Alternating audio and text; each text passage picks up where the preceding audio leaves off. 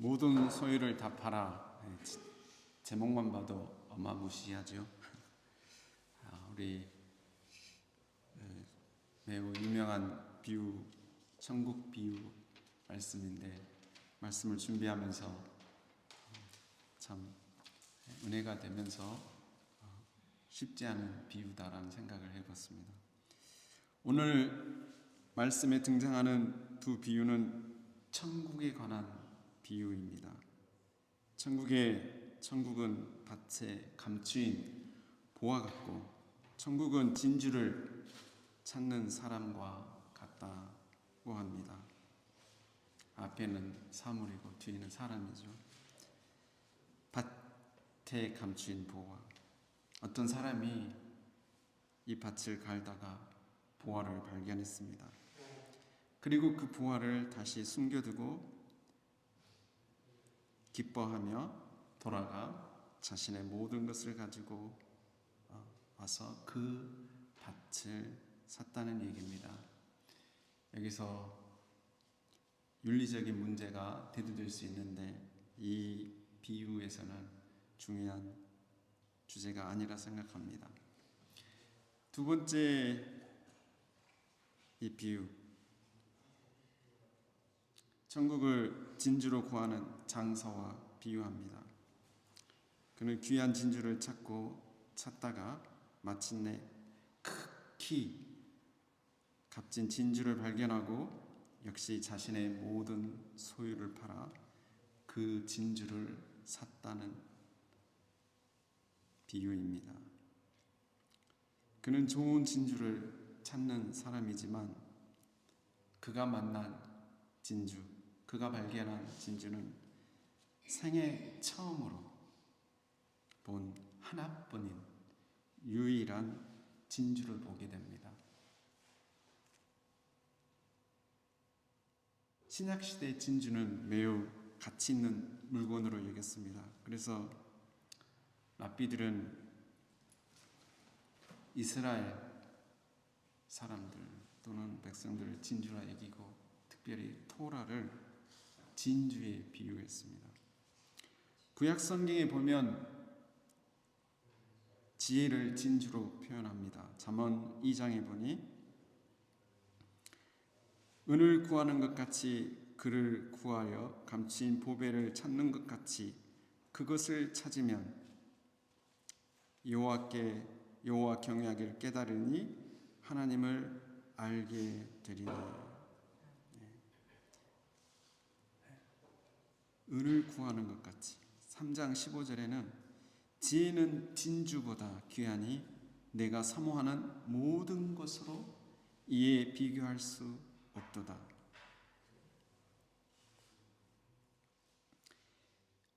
이 두 비유가 갖는 공통점은 다음과 같습니다. 비유에 등장하는 두 사람들 모두에게 놀라운 광경이 펼쳐집니다.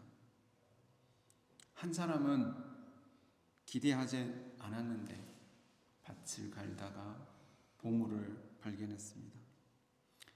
진주 장사는 좋은 진주를 만나기 위해서 찾았는데 자신의 기대 이상의 진주를 만나게 됩니다. 갑자기 놀라운 일을 경험하게 됩니다. 천국은 이와 같다 그랬습니다. 밭에 감춘 보화, 그리고 진주를 찾는 장사, 이 사람과 같다 그랬는데, 이들이 경험하는 그 경험이 천국을 경험하는 것이라 말씀드릴 수가 있습니다. 우리가 알고 있는 모든 가치보다 그 어떤 경험과 물질로 비교할 수 없는 유일한 것이라는 것입니다. 등장한 사람들 모두 자신의 모든 것을 팔아 각각 밭을 사고 진주를 샀습니다.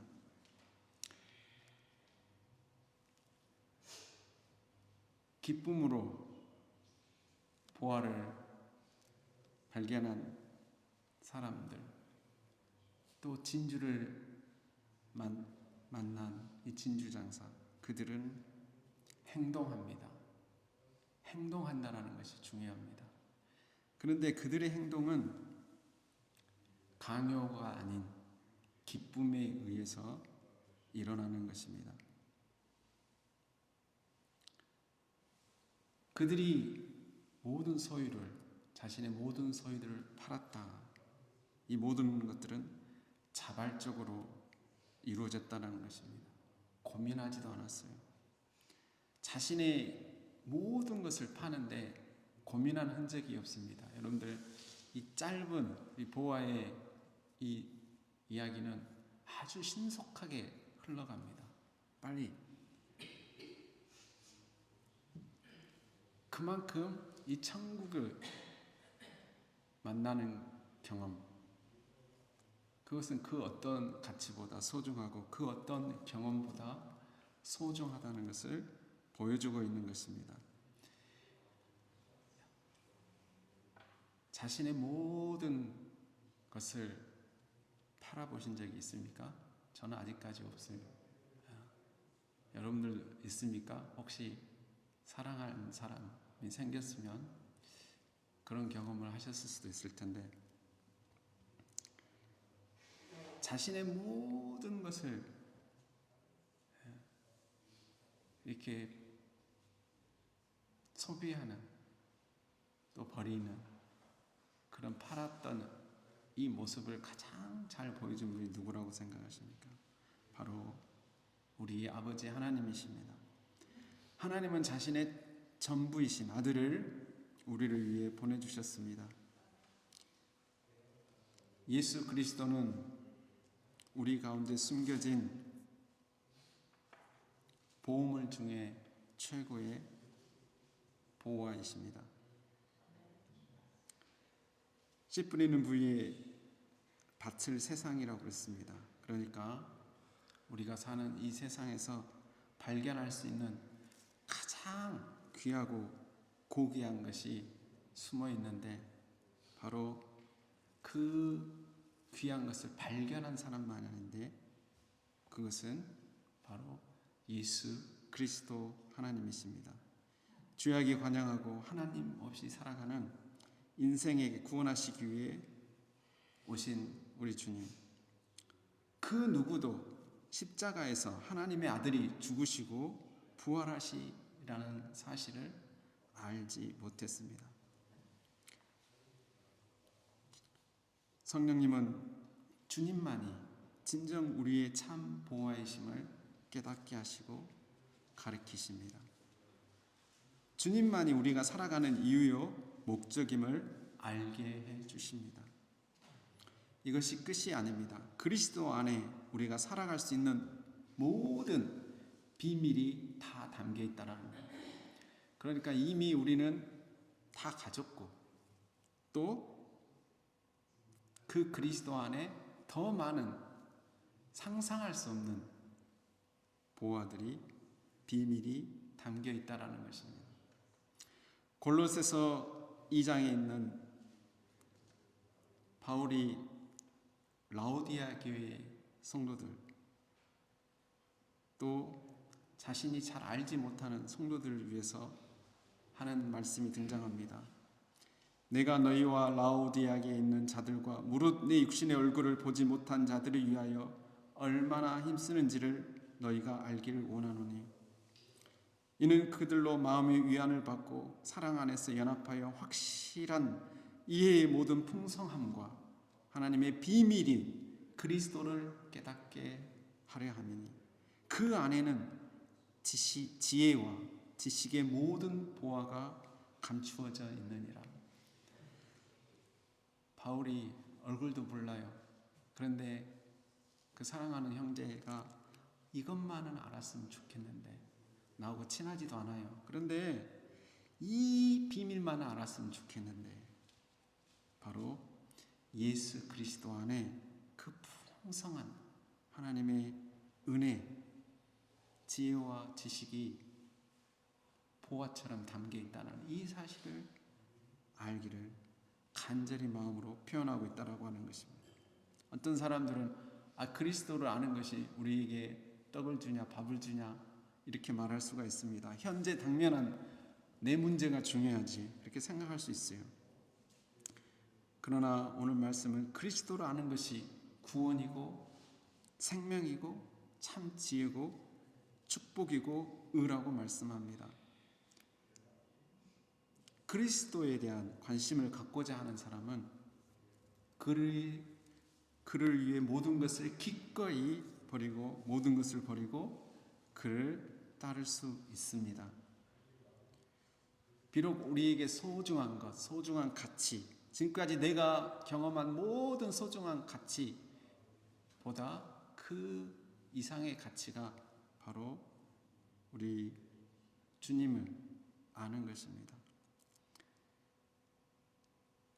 사람은 금을 살 수 있어도 이 진주이신 그리스도를 살 수는 없습니다.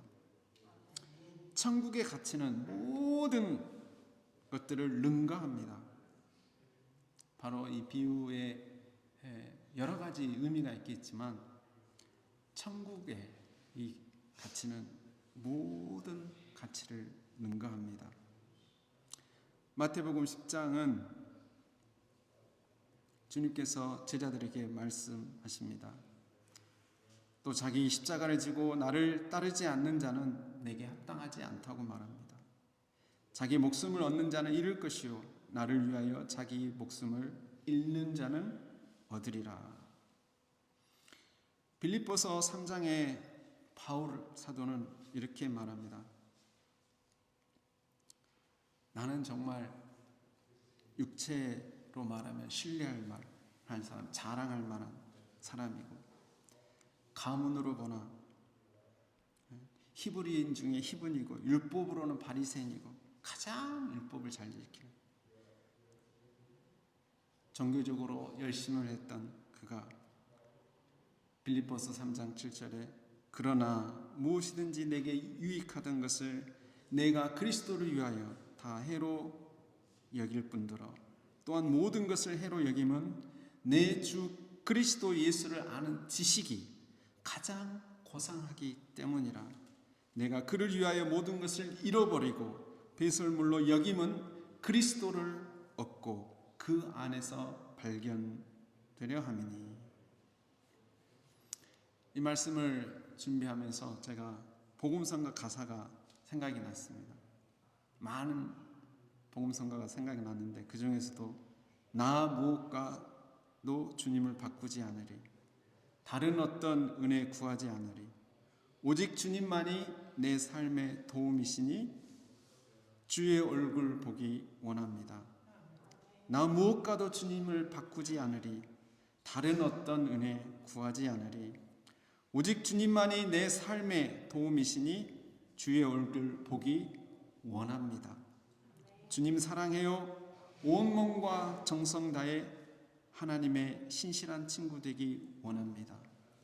나 무엇과도 주님을 바꾸지 않으리. 다른 어떤 은혜 구하지 않으리.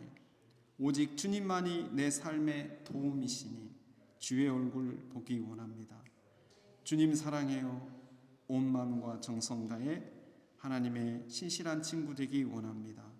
주님 사랑해요. 온 마음과 정성 다해 하나님의 신실한 친구 되길 원합니다. 주님은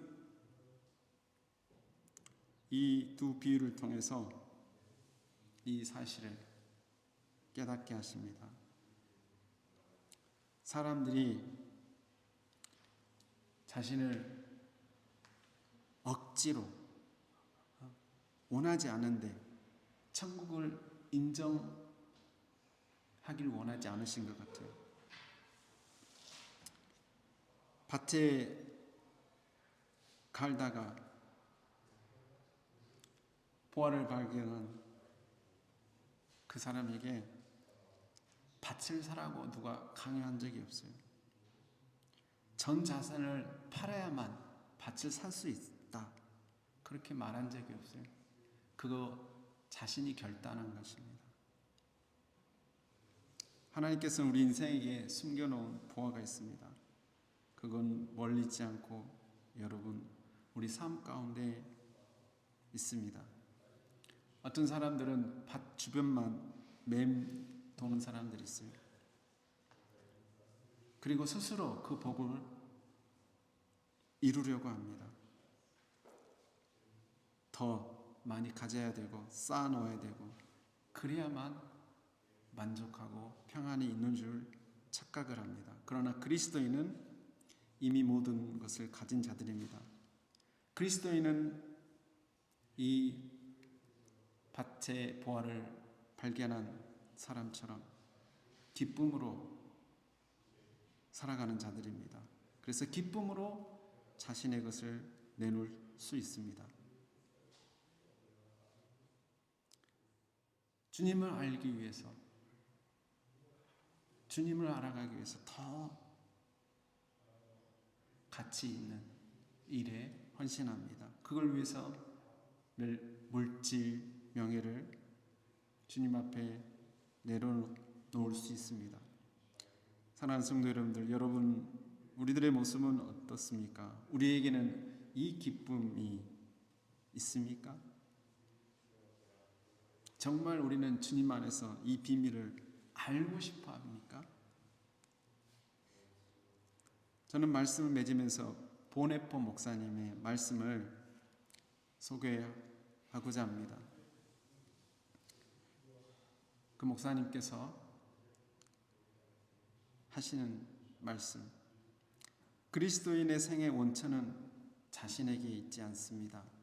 그리스도인이 살고 죽는 것은 자신 속에 있는 그 무엇으로 결정되는 것이 아니라 밖으로부터 그에게 들어오는 하나님의 말씀으로 결정됩니다.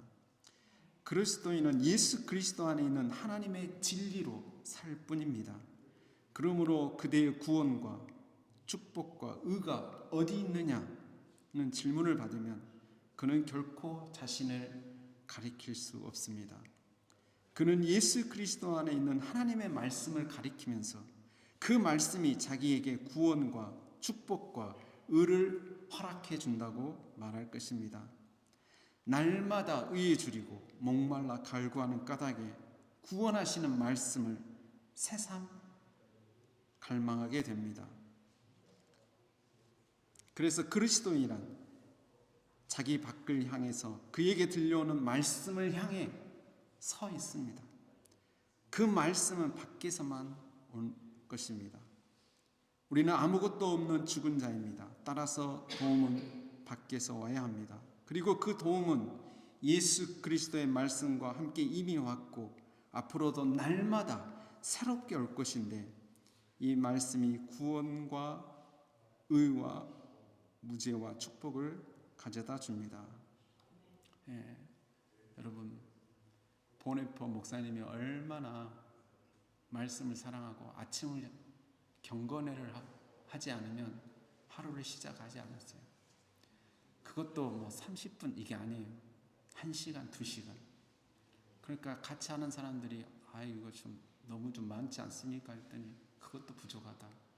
이것이 잘못되면 그 하루가 틀어진다라고. 사람과 관계가, 일의 관계가 그렇게 생각하시고 늘 하나님의 말씀을 사모하셨습니다. 사랑하는 성도 여러분들, 우리의 기쁨의 근원은 어디에 있습니까? 우리는 정말 주님을 삶 속에서 제일 가치로 여기며 살아가고 있습니까? 정말 우리가 지금 바라고 원하는 것, 바라기는 우리 삶 속에서 주님과 친밀하게 동행하는 것이기를. 주님은 우리의 삶의 생명이십니다. 주님의 말씀은 우리의 삶의 진주와 같은 고귀한 것입니다. 저희는 오늘 성경 쓰기와 말씀 낭독 전시회를 합니다. 바라기는 이것이 오늘 전시회 행사로 끝나지 않기를 소망합니다. 날마다 의에 줄이고 목말라하는 말씀으로 늘 말씀을 사모하고 갈망하는 저와 여러분 되기를 주의 이름으로 축원합니다. 기도하겠습니다. 살아계신 아버지 하나님, 감사합니다.